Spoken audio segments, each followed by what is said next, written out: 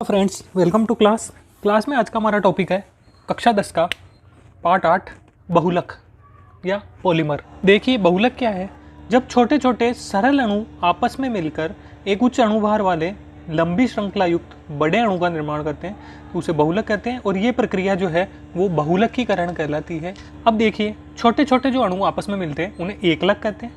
बहुलक को मुख्य रूप से दो भागों में विभक्त कर सकते हैं। फर्स्ट है प्राकृतिक बहुलक, दूसरा है संश्लेषित या कृत्रिम। प्राकृतिक बहुलक क्या है? ऐसे बहुलक जो प्रकृति से सीधे प्राप्त होते हैं, जैसे प्राकृतिक रबड़ है, स्टार्च है, सेल्यूलोज है, रेजिन है। ये सभी प्राकृतिक बहुलक के उदाहरण हैं। सबसे पहले हम देखते हैं प्राकृतिक रबड़ के बारे में। ये वृक्ष से द्रव के रूप में प्राप्त होता है, जिसे रबड़ शीर या लेटेक्स कहते हैं। जो द्रव प्राप्त होता है उसे लेटेक्स या रबड़ शीर कहते हैं। प्राकृतिक रबड़ जो है वो आइसोप्रीन का बहुलक होता है। बहुत इंपॉर्टेंट है, ये क्वेश्चन एग्जाम में पूछा गया है। प्राकृतिक रबड़ आइसोप्रीन का बहुलक होता है। अब आइसोप्रीन क्या है? देखिए, रबड़ जो है वो आइसोप्रीन का बहुलक होता है। ये आइसोप्रीन का सूत्र है। इसके बहुलकीकरण से पॉली आइसोप्रीन प्राप्त होता है और यही रबड़ कहलाता है। रबड़ जो है हीविया ब्रेसिलियंसिस नामक वृक्ष से प्राप्त होता है रबड़। लेटेक्स जो इसका प्राप्त होता है, एसिटिक अम्ल मिलाकर उसे ठोस में बदला जाता है। इस प्रकार जो रबड़ प्राप्त होता है वो कम प्रत्यास्थ और कम तनन सामर्थ्य वाला होता है। इससे परिष्कृत उत्पाद प्राप्त नहीं किए जा सकते हैं। इसकी तनन सामर्थ्य और प्रत्यास्थता को बढ़ाने के लिए इसमें सल्फर मिलाकर गर्म किया जाता है। रबड़ की तनन सामर्थ्य और प्रत्यास्थता को बढ़ाने के लिए इसमें सल्फर मिलाकर गर्म किया जाता है। सल्फर मिलाकर गर्म करने की ये प्रक्रिया वल्कनीकरण कहलाती है। बहुत इंपॉर्टेंट चीज़ है। वल्कनीकरण क्या है? तो वल्कनीकरण के बारे में सबसे पहले गुडईयर नाम के वैज्ञानिक ने बताया था। गुडईयर ने वल्कनीकरण के बारे में, वल्कनीकरण क्या है? रबड़ की तनन सामर्थ्य और प्रत्यास्थता बढ़ाने के लिए इसमें सल्फर मिलाकर गर्म किया जाता है।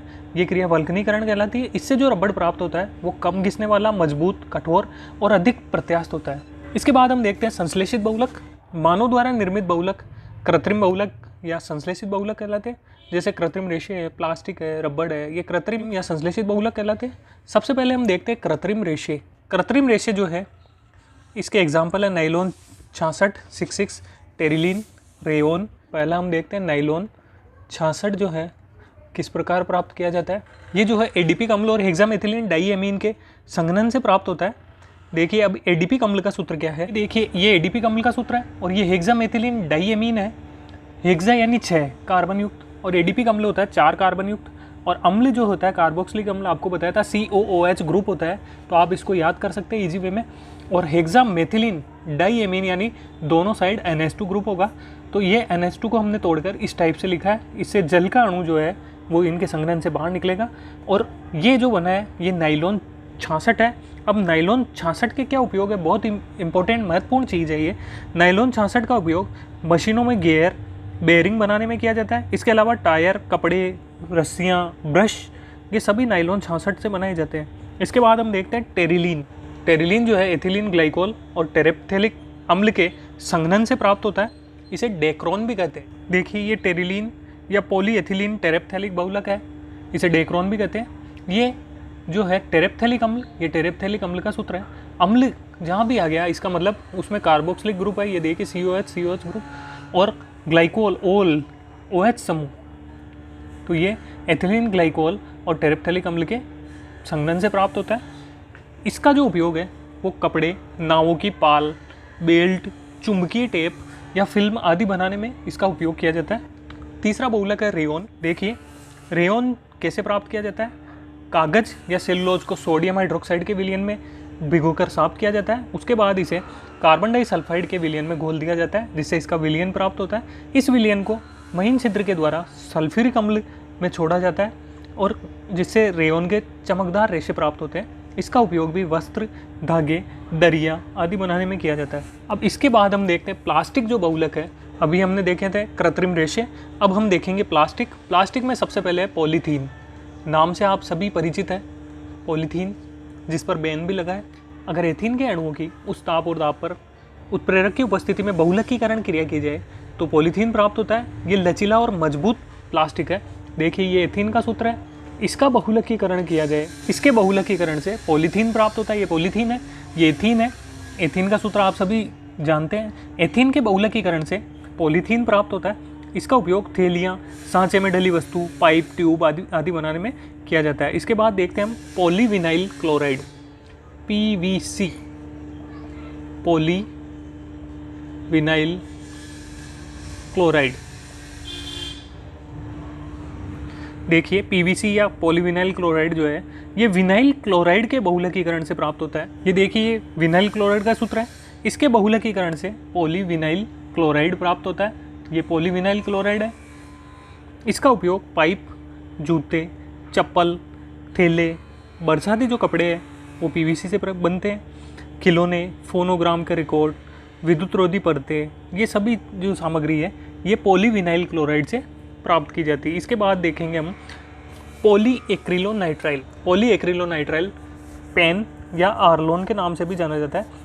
ये विनाइल साइनाइड के बहुलकीकरण से प्राप्त होता है। अभी विनाइल क्लोराइड बताया था मैंने, ये विनाइल साइनाइड का सूत्र है। ये विनाइल साइनाइड के बहुलकीकरण से प्राप्त होता है, या एक्रिलोनाइट्राइल है। ये एक्रिलोनाइट्राइल का हो या विनाइल साइनाइड एक ही बात है। इसके बहुलकीकरण से पॉलीविनाइल साइनाइड या पॉलीएक्रिलोनाइट्राइल या पेन या आर्लोन प्राप्त होता है। ये आर्लोन का सूत्र है या पेन का सूत्र। इसके उपयोग देखिए आप पॉलीएक्रिलोनाइट्राइल या आर्लोन के स्वेटर, ऊन, तकिया, गद्दे ये बनाने में जो है पेन या पॉलीएक्रिलोनाइट्राइल का उपयोग किया जाता है। इसके बाद हम देखेंगे पॉलीस्टाइरीन। ये विनाइल बेंजीन या स्टाइरीन के बहुलकीकरण से प्राप्त होता है। ये देखिए ये पॉलीस्टाइरीन है जो स्टाइरीन के बहुलकीकरण से प्राप्त होता है। इसका उपयोग जो है वो चाय के कप, बोतल के ढक्कन, रेफ्रिजरेटर के भाग, दीवार की टाइल्स, पैकिंग सामग्री आदि बनाने में किया जाता है। बहुत इंपॉर्टेंट बहुलक है ये। आप इन सभी के समीकरण सूत्र जरूर याद कर ले, कंठस्थ कर ले। इसके बाद हम देखेंगे संश्लेषित रबड़। सबसे पहले हमने देखा था संश्लेषित बहुलक में कृत्रिम रेशे, नायलॉन 66, टेरिलीन या डेक्रोन, रेयोन, ये हमने कृत्रिम रेशों के रूप में देखा था। इसके बाद हमने देखा था plastic, polythene, PVC, pen, polystyrene, ये प्लास्टिक के एग्जाम्पल। इसके बाद हम देखेंगे संश्लेषित रबड़। ये मुख्य रूप से दो प्रकार के होते हैं, ब्यूना S और ब्यूना N। ब्यूना S जो है ये ब्यूटाडाइन और स्टाइरीन से निर्मित होते हैं, और ब्यूना N जो है वो ब्यूटाडाइन और एक्रिलोनाइट्राइल के बहुलकीकरण से प्राप्त होते हैं। इसके लिए ब्यूटाडाइन को CO2 की उपस्थिति में सोडियम से उत्प्रेरित कराकर रबड़ जैसा पदार्थ प्राप्त किया जाता है, जैसे ब्यूना नाम दिया, ब्यू यानी BU ब्यूटाडाइन, और Na जो है ये सोडियम उत्प्रेरक को प्रदर्शित करता है। ब्यूटाडाइन को CO2 की उपस्थिति में सोडियम से उत्प्रेरित कराकर रबड़ जैसा उत्पाद प्राप्त किया, जिसे ब्यूना नाम दिया। BU जो है ब्यूटाडाइन को और Na सोडियम उत्प्रेरक को दर्शाता है। इसका उपयोग तेल की टंकियाँ, टायर ट्यूब, चिकित्सा के उपकरण, पेट्रोल के नल, जूतों के तले, ये सभी बनाने में किया जाता है। बहुत इंपॉर्टेंट है ये, तो आपको ये कंठस्थ होना चाहिए। और ये पार्ट 8 समाप्त।